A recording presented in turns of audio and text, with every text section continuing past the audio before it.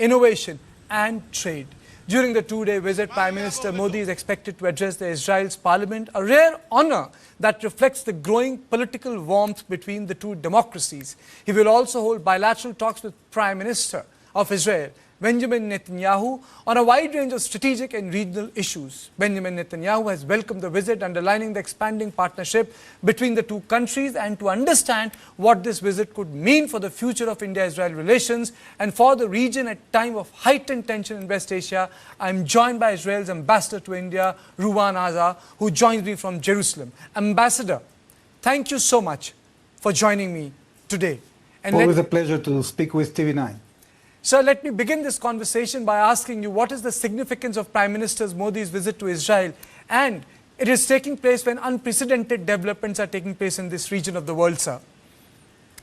Yes, it is indeed a remarkable moment. We are thrilled to have Prime Minister Modi coming. This is after, in the last year, many ministers were lined up to come to India and vice versa. We have signed agreements. We are working to sign additional agreements when the Prime Minister comes. The most important, I think, is an updated security agreement that is going to expand the scope and the deepness of our defense technology cooperation. That is very important for both countries.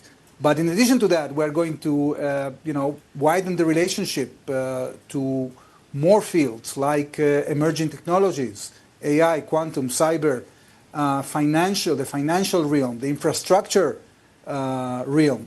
It's very important. I think we are getting into a new era of this relationship, and usually prime ministers, when they come, they leverage a lot of action. So we are going to sign many agreements, and I think it's going to be very fruitful. Ambassador, how has this strategic partnership between India and Israel developed in the last 2 decades, sir? Well, we've seen that first of all, we are gaining trust. We are doing more and more things. We trust each other. And I must mark the last year, because what we've seen the last year is that, this trust is proven also in times of need. We had to overcome an attack from 7 fronts. We saw that India didn't blink. The Prime Minister supported the right of self-defense. We continued our cooperation. And so happened, following the terrible terrorist attack in Pahalgam and Operation Sindoor, we were there to assist in whatever we can. So we have shown each other that this is very important, that there are pressing needs because the threats are only mounting, and we have to cooperate together in order to provide solutions. So both Israel and India are victims of Islamic terrorism. How are we cooperating in the field of counter-terrorism that emanates from rogue states? Well, I'll give you an example. We are in an era in which air defense becomes much more complicated. We've seen, following Operation Sindoor, that there is a need for an integrated system of air defense that combines all the intelligence that you get in real time, allows you in a matter of seconds to make decisions on how to defend yourself and how to counterattack. This is a technology that only is going to develop as a result of AI. So take, for example, the combination of drones and AI. That can create a huge set of threats, but also it's an opportunity to defend yourself in a more efficient way. So how is Israel a partner in India's journey of Atmanirbhar Bharat, especially in the defense sector? It is a word you must have heard in New Delhi a lot of times, sir. Yeah, so we are cooperating both on government to government, but also we've seen increasingly the defense companies entering into the mix and starting co-production. We want to go from co-production to also co-development, and this is one of the issues that are going to be discussed during the meeting. So, Prime Minister Modi and Prime Minister Netanyahu share a personal bond. In your opinion, does it really make a difference between the relationship of two countries, and how has this relationship made a difference, sir? Absolutely. I think that the personal dimension is always important. Because the rapport and the trust between the leaders, the fact that they communicate with each other quite regularly, creates a lot of dynamism that permeates into the governments, into the bureaucracies, and we've seen that very clearly. We've been working now. For example, only yesterday, the government of Israel adopted a resolution to invest much more in the relationship with India. We have mapped at least 17 fields in which we want to cooperate, and we have allocated new amounts of money, for example, for academic cooperation, for cooperation in innovation. So, this is coming from the top, both the Prime Minister and, of course, the Foreign Minister. Minister Saar, he came to India in November. He was reciprocated by Minister Jaishankar in December, and we have agreed on a working plan for 2026. So you see that the entire government streamlines itself according to the wish and to the thinking that is coming from the top, from both Prime Ministers. So in 1991, the bilateral trade stood at $200 million. Despite close strategic and a defense partnership, exports stood at $4.52 billion and imports at $1.48 billion. My question to you is, sir, what needs to be done to double and treble this figure so that the bilateral trade between Israel and India booms? Well, we have to finish this year the free trade agreement. We have signed the TOR when Mr. Goyal came to Israel last year, and we are actually engaging in a round of negotiations as we speak. We want to finish it as soon as possible. This will be a great signal to the private sector, together with the bilateral investment treaty that we signed, and together with the cooperation we are creating in the financial sector. There is huge interest in Israel because India is the fastest growing economy in the world today. I think we have a huge potential for at least doubling that trade, that number that you mentioned. Ambassador, how is our relationship strengthened around connectivity, energy security, cybersecurity, and critical technology, especially in civilian areas which people don't know much about? For example, there's an agriculture institute in Israel where so many Indians come and study.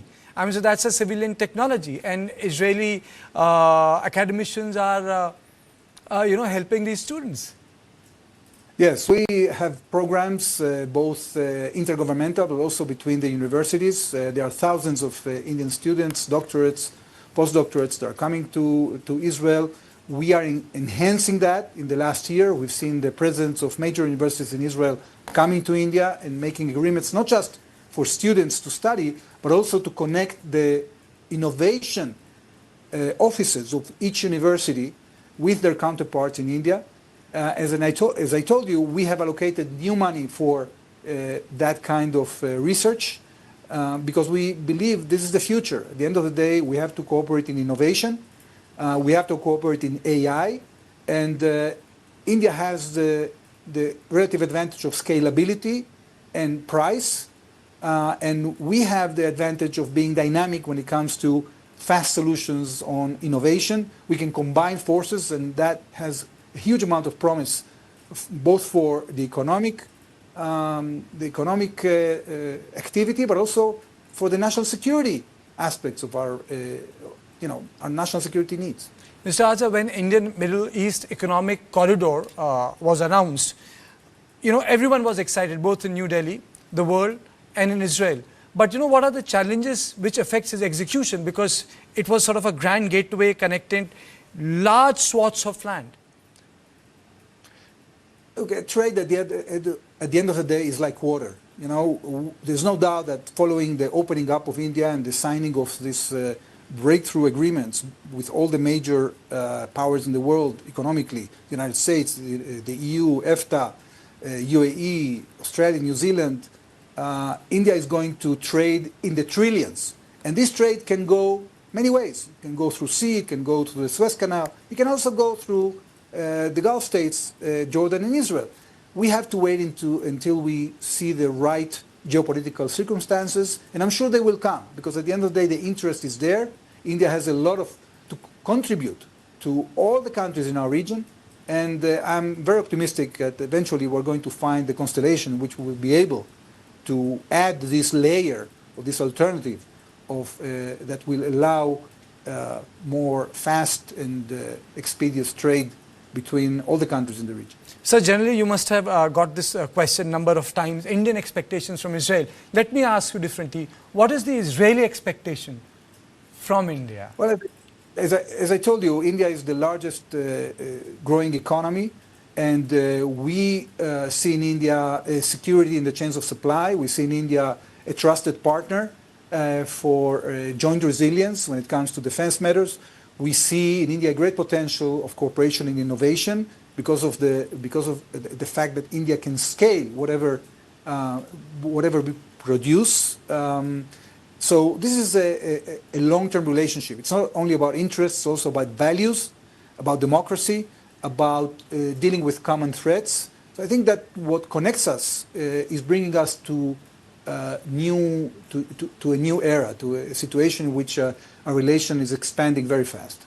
So let me take this opportunity to ask you this question. How is Israel prepared to deal with threats emanating from Tehran, which directly affects the security and challenges the integrity and very survival of the state of Israel? And what will Israel do if they decide to go nuclear and do not adhere to what we call common sense? Yeah, well, we already shown that we are determined to defend ourselves, and we have basically dealt with these existential threats that were coming from Iran, both on the nuclear side and also ballistic missile side. We are standing ready to defend ourselves. We will not hesitate to make sure that our existence is secured, and we hope that the Iranians will change policy. They have an alternative now. I think that the Americans have been very clear regarding what they are expecting, and we hope that there will be a diplomatic solution to this situation, and Iran not only will stop building weapons of mass destruction that puts a menace on the countries of the region, but also will stop their policy of pursuing the elimination of the State of Israel. But sir, that has not changed the behavior of Iran. They continue to fund Hezbollah, they continue to fund Hamas, and these are the terrorist organizations responsible for killing 1,300 innocent Israelis in their own country. Let's not forget that. That's right, and that's why such a negotiation that is taking place now has to deal with all the threats, not just the nuclear threat, the ballistic missile threat, the assistance to the proxies. That is very right. We hope that all these issues can be sorted out, because if they are not, the situation will continue to be very volatile. And lastly, sir, before I close this, a lot of people ask questions on Gaza. So what are your thoughts on how Gaza is going to be rebuilt? Who will run the Gaza? And what is the Israel's vision about Gaza? What should be there? Well, we, as you know, support the 20-point plan by President Trump. We really think that this stands a chance, but it provided that Hamas actually meets the commitment to disarm itself. Gaza has to be demilitarized for it to be reconstructed. And it has to be de-radicalized. So this is what we are pursuing. I think that with diplomatic pressure, it might happen. We want to give it a chance. But we won't allow the situation to come back to what we had before the 7th of October. And therefore, we are determined. We want diplomacy to succeed, but we will make sure, in one way or another, that Gaza gets demilitarized and de-radicalized. Which means if Gaza is demilitarized, the Gazans can run Gaza, but it needs to demilitarize and terrorists have to be done away. Hamas infrastructure has to be completely wiped off. Absolutely. Thank you so much, sir. Thank you so much for joining me from Jerusalem. So, Israel's ambassador to India, Ruwan Aza, speaking to me point blank on issues that will be taken up between Prime Minister of India, Narendra Modi, and his counterpart in Israel, Benjamin Netanyahu. So thank you for watching On Point. I'll see you tomorrow at the same time. Thank you and good night.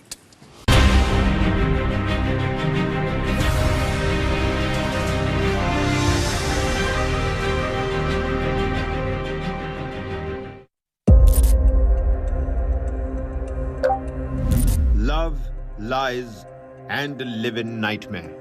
A dating app match shocking the entire nation. Tripura teen brutalized.